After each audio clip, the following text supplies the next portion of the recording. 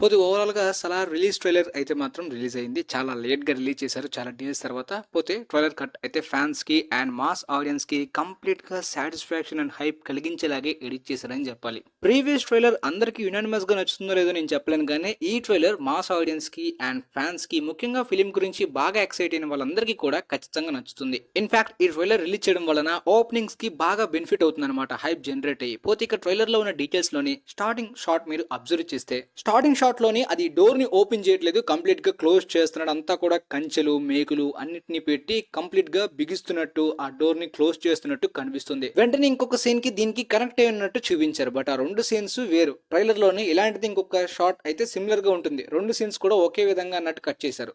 So childhood story చాలా సీన్సే ఉండబోతున్నాయన్నమాట. చిన్నప్పుడు వాళ్ళ బాండింగ్ గాని, ఈ వరల్డ్‌ని క్లియర్‌గా చూపించడం గాని, చిన్నప్పుడు మాత్రం దేవాకి చాలా పెద్ద సహాయమే వరద చేస్తున్నట్టు క్లియర్‌గా మనకి తెలుస్తుంది. సో ఇక ఆ సహాయానికి జీవితాంతం రుణపడి ఉండిపోతాడన్నమాట. మీకు ఇక నెక్స్ట్ షాట్‌లో అబ్జర్వ్ చేస్తే ప్రీవియస్ ట్రైలర్‌లోని ఎవడు నిన్ను కొట్టాడు ఇక్కడికొచ్చి అని చెప్పి దేవా పట్టుకొస్తాడు కదా వరదని. ఆడొక పెద్ద రెస్లర్‌లా ఉన్నాడు. ఆల్రెడీ అక్కడ పెద్ద పెద్ద బిల్డర్స్‌ని కొట్టి పడేస్తున్నాడు. బట్ ఈ గుంటడు వెళ్లి ఆ రెస్లర్ తోటి ఛాలెంజ్ చేస్తాడు. ఎందుకంటే తన ఫ్రెండ్‌కి కొట్టాడో మరి దేటేందో తెలియదు. కొద్ది ఛాలెంజ్ చేసినప్పటికీ హ్యాండ్ టు హ్యాండ్ ఫైట్ చేయలేడు కదా. వెనకతల ఒక కరెంట్ వైర్ ఉంది. మరి ఆ ప్లేస్ కి కరెంట్ వైర్ ఎలా వచ్చిందో తెలియదు. బట్ పట్టుకోగానే ఇద్దరికి షాక్ కొడుతుంది. కాకపోతే హీరోకి ఏం కాదు. హీరోకి కూడా షాక్ కొడుతుంది. కాకపోతే అక్కడ విలన్ ఓడిపోతాడు అనమాట. హీరోకి ఇక్కడ చూస్తుంటే బ్లడ్ ఉంది కదా, మరి ఇది కొట్లాట వల్ల వచ్చిందో, అంటే ఆ రెస్లర్ కొట్టడం వల్ల వచ్చిందో లేదంటే కరెంట్ షాక్ వల్ల వచ్చిందో తెలియదు. పోతే అక్కడ హీరో విన్ అయిపోతాడు. పోతే నెక్స్ట్ బ్యాక్గ్రౌండ్ వాయిస్ ఓవర్ లోని పెర్సిస్ సుల్తాన్ హిస్టరీని ఒక పెద్ద ఆయన చెప్తున్నాడు అనమాట. అదేంటంటే సుల్తాన్ కి ఎంత పెద్ద కష్టం వచ్చినా, ఎంత పెద్ద ఆర్మీ ఉన్నా అతను మాత్రం ఒక్కడనే పిలుస్తాడంట. సో అక్కడ క్లియర్ గా మనకు తెలిసిందనమాట.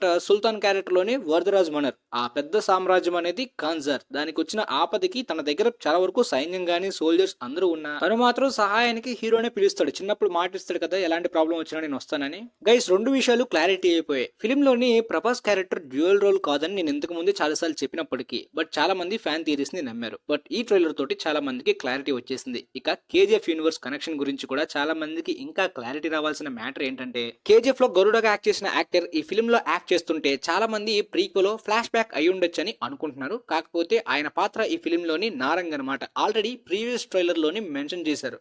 నారంగ్ రష్యన్ ఆర్మీని తెచ్చుకుంటున్నాడు, గురుంగ్ సెర్బియన్ ఆర్మీని తెచ్చుకుంటున్నాడు అని చెప్పి. మేబీ ఆ గురుంగ్ పాత్ర ఈయన అయి ఉండాలి, లేదంటే బాబీ సింహ అయి ఉండాలి. పోతే ఈ క్యారెక్టర్స్ అన్ని కాన్జార్ లోని పాలిటిక్స్ అనమాట. చాలా మంది థ్రోన్ గురించి కొట్టుకుంటారు, రాజుని చంపేద్దామని చెప్పి. ఎందుకంటే ఆల్రెడీ ఓల్డ్ రాజు కాకుండా ఇప్పుడు వరదరాజ్ మనర్ ని కొత్త రాజుగా ప్రకటిద్దాం అనుకున్న టైంలోనే ఇలాంటి పాలిటిక్స్ అనమాట. చాలా మంది ఒకసారిగా అటాక్ చేస్తారు. ఈ నెక్స్ట్ సీన్ మీరు అబ్జర్వ్ చేస్తే రాజ్యం మొత్తం చేజారిపోయిన తర్వాతనా, లేదంటే తిను దేవాన్ని కలడానికి వచ్చిన టైంలో ఇలా చాలా మంది జనాలు ఎవరు కూడా బయట తనని పట్టించుకో, అంటే ఆల్మోస్ట్ తన పొజిషన్ చాలా వరకు దిగజారిపోయిందని చూపించడానికి. సేమ్ ఇలాంటి సీన్ ఉగ్రంలో కూడా ఉంటుంది. ప్రశాంత్ నీల్ గారు ఆ వైబ్ ని, ఆ షేడ్స్ ని బాగానే ఈ ఫిలిం లో యూజ్ చేసుకున్నట్టున్నారు. ఈవెన్ హీరో క్యారెక్టర్ కూడా సేమ్ మెకానిక్ అగస్త్య క్యారెక్టర్ లాగా. ఇంకొక సిమిలారిటీ ఏంటంటే ఉగ్రంలో కూడా వాళ్ళ ఫ్రెండ్ వాళ్ళ బ్రదర్ తోటే హీరోకి ప్రాబ్లం అనమాట. ఇక్కడ కూడా ఆ క్యారెక్టర్ ని అదే విధంగా మెకానిక్ వీడేం చేస్తాడన్నా, మనకు అంత పెద్ద ప్రాబ్లం వచ్చింది, మనం ఎంతమంది ఆర్మీని తెచ్చుకుంటున్నామంటే ఈ మెకానిక్ గారి దగ్గర తెచ్చేవి ఏంటి అని వీడి పాయింట్ ఆఫ్ వ్యూ. సేమ్ ఆ ఉగ్రంలోనైతే మాత్రం ఇద్దరికి పడగా గొడవలు జరిగి మొత్తానికి వాళ్ళ ఫ్రెండ్ వాళ్ళ బ్రదర్ ని చంపేస్తాడు. ఒకవేళ ఈ ఫిల్మ్ లో కూడా ఆ విధంగా చంపితే వీళ్ళిద్దరు కూడా ఎనిమీస్ గా మారచ్చు. సో అలాంటి సిమిలారిటీస్ కనిపిస్తున్నాయి బాగా ట్రైలర్ లో ఈ సీన్ బట్టి. ఉగ్రంలో అగస్త్య మెకానిక్ అయినప్పటికీ సడన్ గా గ్యాంగ్స్టర్ అయిపోతాడు, ఏదైనా చేస్తాడు, అందరినీ చంపేస్తాడు. కాకపోతే తనకు ఒక ఫ్లాష్ బ్యాక్ లాగా టాటూని కవర్ చేస్తూ మెకానిక్ గా బ్రతుకుతాడు. మరి ఇక్కడ దేవాకి ఎలాంటి ఫ్లాష్ బ్యాక్ ఉందో తెలియదు. చిన్నప్పటి నుండే కరెంట్ వేర్స్ పట్టుకోవడం, పెద్ద పెద్ద రెస్లర్స్ తోటి ఫైట్ చేయడం. అఫ్ కోర్స్ ప్రశాంత్ నీల్ గారి ఫిల్మ్ కాబట్టి అది కామన్ హీరో క్యారెక్టర్స్ లోని. ఇక హీరోయిన్ క్యారెక్టర్ ఏంటనే డౌట్ చాలా మందికి రావచ్చు. ఉగ్రంలోని హీరోయిన్ సేవ్ చేయడమే మెయిన్ ప్లాట్, ఫ్రెండ్షిప్ అనేది అంతా కూడా సబ్ ప్లాట్. బట్ ఈ ఫిల్మ్ లోని ఫ్రెండ్షిప్ మెయిన్ ప్లాట్ గా కనిపిస్తుంది. కానీ శృతి హాసన్ క్యారెక్టర్ గురించి ఒక డీటెయిల్స్ ఇచ్చారు. అది ఏంటంటే ఈ ఫిల్మ్ లోని దేవ వాళ్ళ అమ్మ క్యారెక్టర్ ఒక టీచర్ గా చూపించారు. మేబీ సేమ్ స్కూల్లోనే ఈమె క్యారెక్టర్ కూడా ఒక టీచర్ అయి ఉంటుందని అనుకుంటున్నాను గైస్. ఎందుకంటే ఇంతకు ముందు ఒక ట్విన్ సిస్టర్స్, ఇద్దరు చిన్న పాపలు అయితే ఈ ఫిల్మ్ లోని శృతి హాసన్ టీచర్ క్యారెక్టర్ మేము స్టూడెంట్స్ అని చెప్పారనమాట. ఇన్ఫాక్ట్ ఈ ఫిల్మ్ లోని సప్తగిరి, దాంతో పాటు 30 years ఇండస్ట్రీ పృథ్వీరాజ్ క్యారెక్టర్స్ కూడా కాస్టింగ్ లో ఉన్నాయన్నమాట కమిడియన్స్ గా. సేమ్ ఉగ్రంలో కూడా ఇద్దరు కమిడియన్స్ ఉంటారు. పోతే ఇక్కడ మీరు ఈ షార్ట్ అబ్జర్వ్ చేశారా? మేబీ ఇక్కడ తన దేవాన్ని లోపలికి తీసుకురావడానికి ఒక డిఫరెంట్ గా ప్లాన్ చేసి ఉంటాడు. ఒక మెకానిక్ గానో లేదంటే ఏదో పని చేసేవాడుగానే కాన్జార్ లోకి ఎంటర్ అవుతాడు అనుకుంటున్నాను.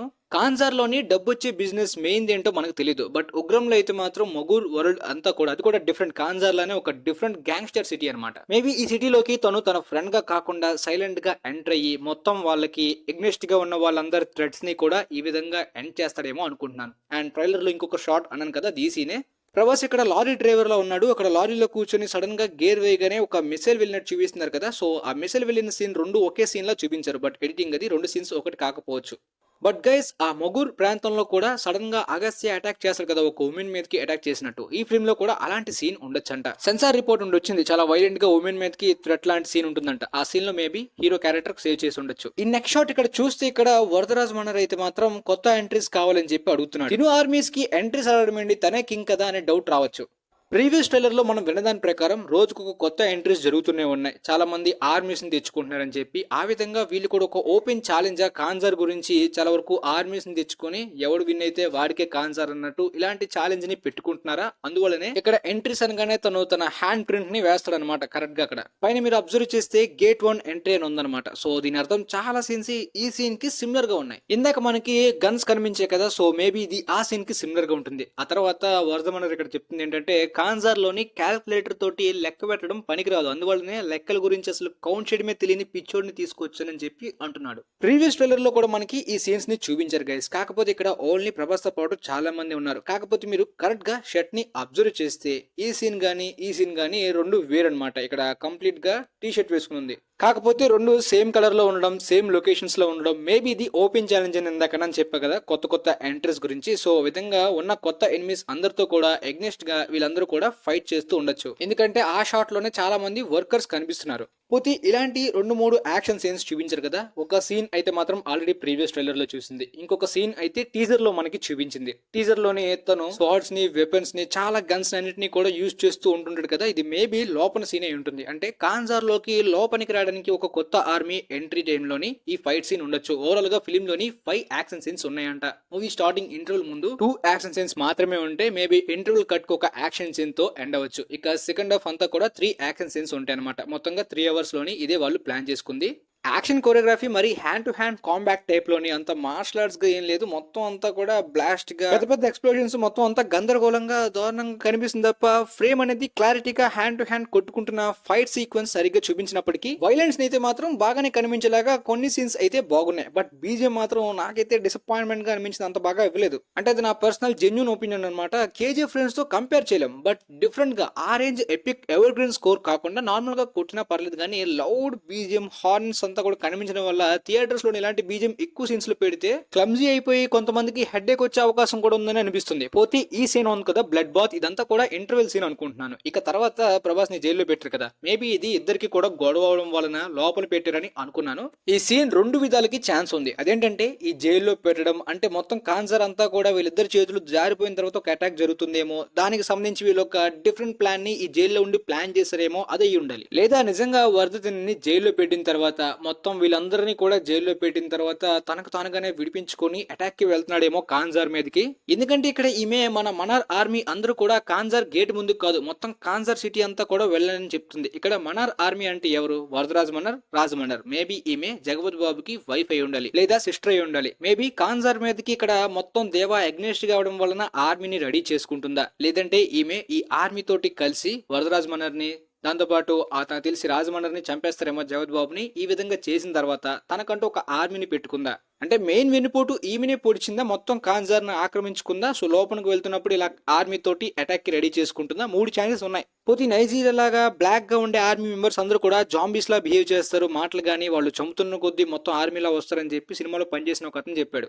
నాతో కాదు, ఎక్కడ ఆన్లైన్ లో చెప్పాడు, అది ర్యాండమ్ గా చూసాను అనమాట. పోతే మొత్తానికి ఈ కాన్జార్ లో ఎవరు విన్ అవుతారో, వీళ్ళిద్దరు కలిసి దాన్ని తిరిగి రూల్ చేస్తారో లేదో తెలియదు, కానీ వీళ్ళిద్దరి మధ్యన గొడవ అయితే పెడతారు. అంటే పొలిటికల్ గొడవ అనమాట. ఎందుకంటే వరద ఎక్కువగా దేవాన్ని నమ్ముతాడు వాళ్ళ సొంత మనుషుల కన్నా. సో ఖచ్చితంగా వాళ్ళు ఒక చిచ్చు పెడతారు అనమాట. సో ఆ విధంగా ఈ కాన్జార్ హిస్టరీని మార్చిన ఇద్దరు బెస్ట్ ఫ్రెండ్స్ ఎనిమీస్ గా మారుతారు అనమాట. అక్కడతో బ్యాక్గ్రౌండ్ వాయిస్ ఓవర్ తోటి ట్రైలర్ ఎండ్ అయింది. మరి చూద్దాం తర్వాత సెకండ్ పార్ట్ అంతా కూడా వీళ్ళిద్దరి క్లాష్ అనమాట. వీళ్ళిద్దరు ఎనిమీస్ గా మారి వీళ్ళిద్దరి మధ్యన ఫైట్ జరుగుతుంది పార్ట్ 2 లోని. మొత్తానికి ట్రైలర్ రిలీజ్ చేయడం వలన స్పాయిలర్స్ అయితే అయ్యాయి, కానీ చాలా మందికి క్లారిటీ వచ్చింది. లేదంటే డబుల్ రోల్ అని కేజీఎఫ్ యూనివర్స్ అని చెప్పి ఫిక్స్ అయిపోతారు, థియేటర్స్ లోనే డిసప్పాయింట్ అవుతారు. మీకైతే మొత్తానికి క్లారిటీగా ట్రైలర్ బ్రేక్ డౌన్ అర్థమైంది అనుకుంటున్నాను గైస్.